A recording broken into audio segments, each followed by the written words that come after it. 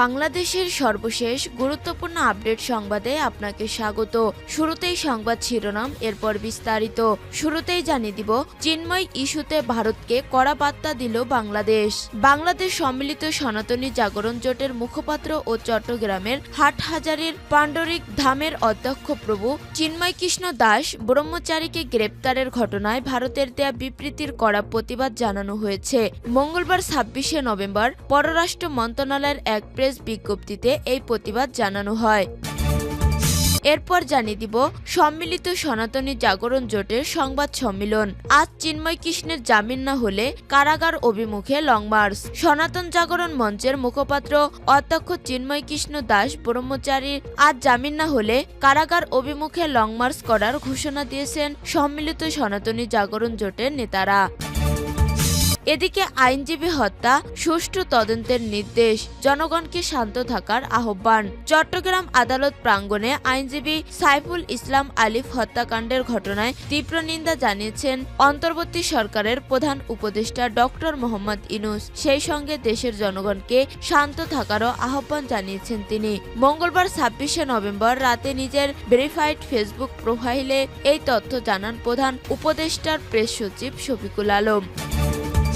এরপর জানিয়ে দিব, চট্টগ্রামে আওয়ামী লীগের ৬ নেতাকর্মী আটক। সনাতন জাগরণ মঞ্চের নেতা চিন্ময় কৃষ্ণ দাসের মুক্তির দাবিতে মিছিলের প্রস্তুতি নেয়াকালে আওয়ামী লীগের ৬ নেতাকে আটক করেছে পাহাড়তলী থানা পুলিশ। মঙ্গলবার ২৬শে নভেম্বর রাত ১১টার দিকে পাহাড়তলীর সরাইপাড়া থেকে তাদের আটক করা হয়।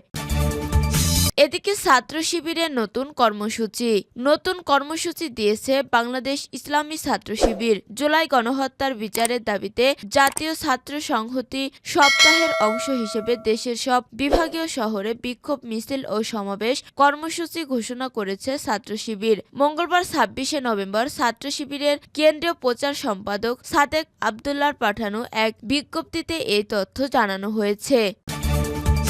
এবং সর্বশেষ জানিয়ে দিব, লেবাননের যুদ্ধবিরতি শুরু। অবশেষে লেবাননের যুদ্ধবিরতি শুরু হয়েছে।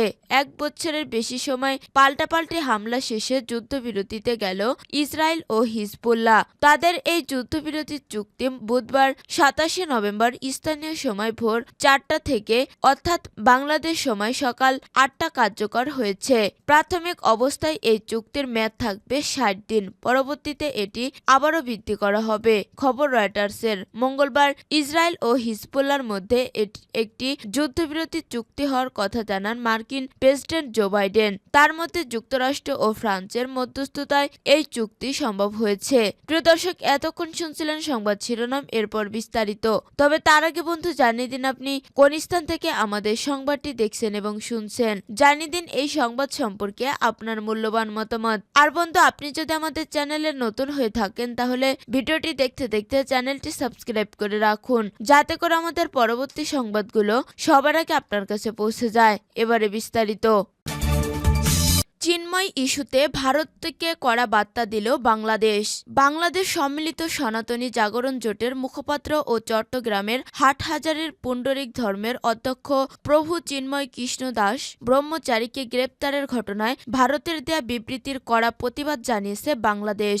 মঙ্গলবার ২৬শে নভেম্বর পররাষ্ট্র মন্ত্রণালয়ের এক প্রেস বিজ্ঞপ্তিতে এই প্রতিবাদ জানানো হয়। পররাষ্ট্র মন্ত্রণালয় বিবৃতিতে বলেছে, বাংলাদেশের অভ্যন্তরীণ একটি বিষয়ে মঙ্গলবার ২৬শে নভেম্বর গণমাধ্যমে ভারতের পররাষ্ট্র মন্ত্রণালয়ে জারি করা এক বিবৃতিতে বাংলাদেশ সরকারের দৃষ্টি আকর্ষণ করা হয়েছে।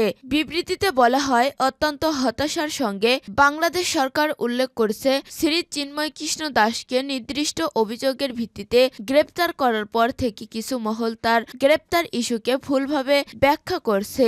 বাংলাদেশ সরকার মনে করে এই ধরনের ভিত্তিহীন বিবৃতি শুধু সত্যকে বিকৃত করে না, বরং প্রতিবেশী দুই দেশের মধ্যে বন্ধুত্ব ও বোঝাপড়ার চেতনার পরিপন্থী।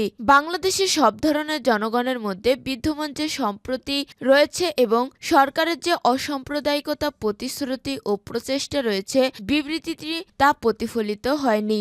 এতে বলা হয়, বাংলাদেশ জনগণের উপর গুরুতর মানবাধিকার লঙ্ঘনের বিচারহীনতা যে সংস্কৃতি চলে আসছিল তা সমাপ্ত করার বিষয়ে সরকারের প্রতি যে দৃঢ় রয়েছে এবং সংখ্যাগুরু ও সংখ্যালঘুদের সংবাদের একই নজরে দেখার যে দৃষ্টিভঙ্গি রয়েছে ভারতের বিবৃতি সেটি সম্পূর্ণ উপেক্ষা করছে। বিবৃতিতে বলা হয়েছে, বাংলাদেশ দৃঢ়ভাবে নিশ্চিত করে প্রত্যেক বাংলাদেশি তার ধর্মীয় পরিচয় নির্বিশেষে নিজ নিজ ধর্মীয় আচার অনুষ্ঠান পালনের অধিকার রয়েছে এবং বাধা ছাড়াই সবার মতামত প্রকাশ করার অধিকার রয়েছে। সব নাগরিকের, বিশেষ করে ধর্মীয় সংখ্যালঘুদের নিরাপত্তা নিশ্চিত করা বাংলাদেশ সরকারের একটি দায়িত্ব। গত মাসে বাংলাদেশে শান্তিপূর্ণভাবে দুর্গাপূজা পালনের মাধ্যমে এটি আবারও প্রমাণিত হয়েছে। সম্মিলিত সনাতনী জাগরণ জোটের সংবাদ সম্মেলন। আজ চিন্ময় কৃষ্ণের জামিন না হলে কারাগার অভিমুখে লং মার্চ। সনাতন জাগরণ মঞ্চের মুখপাত্র অধ্যক্ষ চিন্ময় কৃষ্ণ দাস ব্রহ্মচারীর আজ জামিন না হলে কারাগার অভিমুখে লং মার্চ করার ঘোষণা দিয়েছেন সম্মিলিত সনাতনী জাগরণ জোটের নেতারা। রাজধানী ঢাকেশ্বরী মন্দিরে সম্মিলিত সনাতনী জাগরণ জোটের জরুরি সংবাদ সম্মেলনে জোটের নেতারা এ ঘোষণা দেন। একই সঙ্গে বিক্ষুব্ধভাবে আন্দোলন না করে সারা দেশে সম্মিলিতভাবে আন্দোলন করে স্বেচ্ছায় কারাবরণ করার ঘোষণা দেন তারা।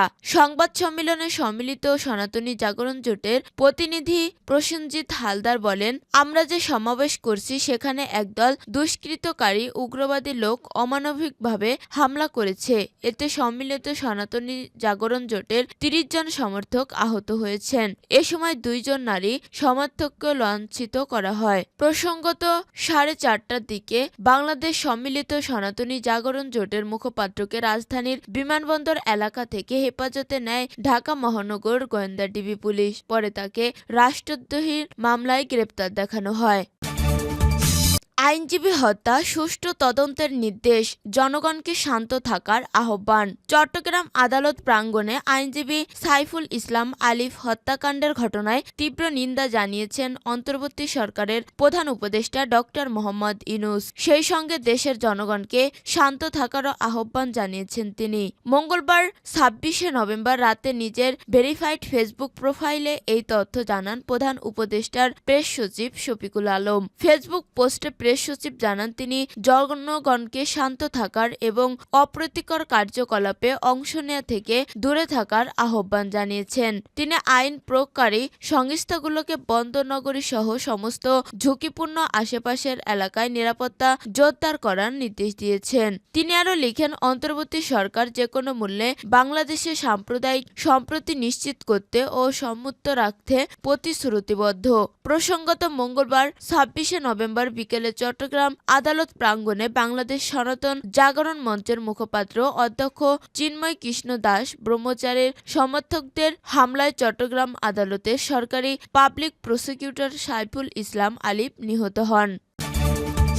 চট্টগ্রামে আওয়ামী লীগের ৬ নেতাকর্মী আটক। সনাতন জাগরণ মঞ্চের নেতা চিন্ময় কৃষ্ণ দাসের মুক্তির দাবিতে মিছিলের প্রস্তুতি নেয়াকালে আওয়ামী লীগের ৬ নেতাকে আটক করেছে পাহাড়তলী থানা পুলিশ। মঙ্গলবার ২৬শে নভেম্বর রাত ১১টার দিকে পাহাড়তলীর সরাইপাড়া থেকে তাদের আটক করা হয়। আটককৃতরা হলেন যুবলীগের সক্রিয় কর্মী আব্দুর রহিম ৩২, মিরসরাই ১৩ নং মায়ানী ইউনিয়ন যুবলীগের সভাপতি মোহাম্মদ আবু হেনা ৪২, মায়ানী ইউনিয়ন যুবলীগের সাংগঠনিক সম্পাদক মোহাম্মদ মইনুল ইসলাম ৩৪, মিরসরাই ১২ নং খেয়াছড়া ইউনিয়ন আওয়ামী লীগের সাধারণ সম্পাদক মোহাম্মদ মামুনুর রশিদ ৪৮, খেয়াছড়া ইউনিয়ন আওয়ামী লীগের সাংগঠনিক সম্পাদক শহীদ উদ্দিন খান ৪৮ এবং মিরসরাই ১৩ নং মায়ানী ইউনিয়ন আওয়ামী লীগের সাংগঠনিক সম্পাদক ও ১ নং ওয়ার্ডের সাবেক ইউপি সদস্য মোহাম্মদ ইয়াসিন উল্লাহ ৪৪। পুলিশ জানায়, আটককৃতরা গত কয়েকদিন ধরে সিটি কর্পোরেশনের সাবেক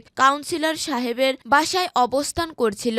তারা মঙ্গলবার রাতে চিন্ময় কৃষ্ণ দাসের মুক্তির দাবিতে একটি মিছিল করার প্রস্তুতি নিচ্ছিল।